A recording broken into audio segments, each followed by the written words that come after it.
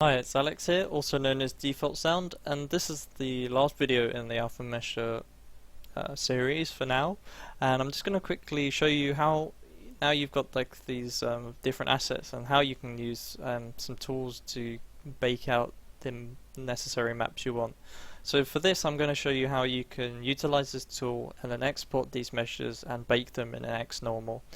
So we've got here our high poly in the middle, we've got our low poly on the right here, and the cage mesh on the left here. So we're going to send them all back to the middle. So first I'm going to export our low poly. So we'll go to File, Export, and I found OBJ works best for baking. Unfortunately it doesn't support vertex color, so that means you fall into some other problems with the FBX format, but for now we'll just stick with OBJ. So we'll select OBJ, and these options here are the best. I've got a preset. So you want to have selection only. We want to apply the modifiers if there are any. Write the normals, include the UVs, especially for a low poly. And I found this helps as well, and I can't remember why, but check it and see if it helps for you. So we'll call this low poly. We'll then select our cage.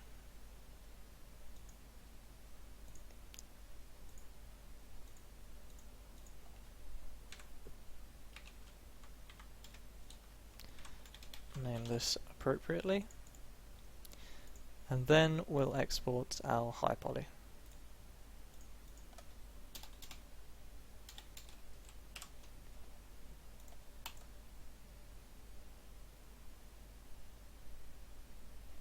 Right.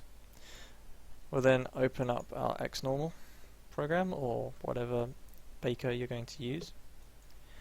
We'll just clear our meshes out.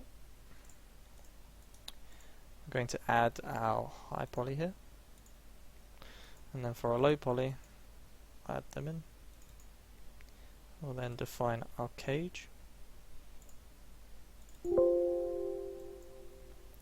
then quickly get our ray distance calculator going.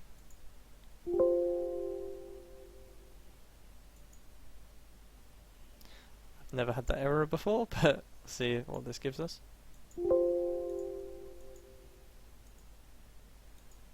We'll then save that to desktop. On our normal map, we'll see what we get.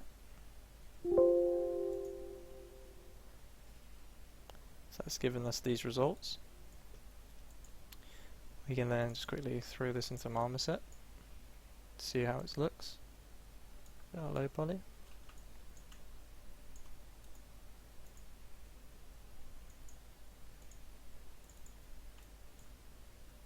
Just set this to milk to space, correct tangent space. And as you can see there, it's baked out pretty well. And mind you, there are a few errors. That's mainly because of if we set the glossiness really high. Let's actually make this, let's just use the Unreal template. That's mainly because of how the low poly's topology is. It doesn't give us the best results, but again, for 2 button presses, it's not too bad. It's given us some nice shading on the edges here, and it supposedly doesn't look too bad for, again, an alpha mesh. Obviously you would want to spend the time creating a nicer topology than this and make sure it's unwrapped properly, but again, for something that's quick and easy, just to test it, quickly test your bakes, that's the idea to this add-on. So I hope that's been informative and helped you, or hopefully help you. But yeah, that's my script. I may be updating it, and I just want to again iterate again that I'm not a proper coder. I've just been kind of learning it in the past week or so. I may be making tweaks to it to see how it fits me, because I hopefully will be using this in my workflow.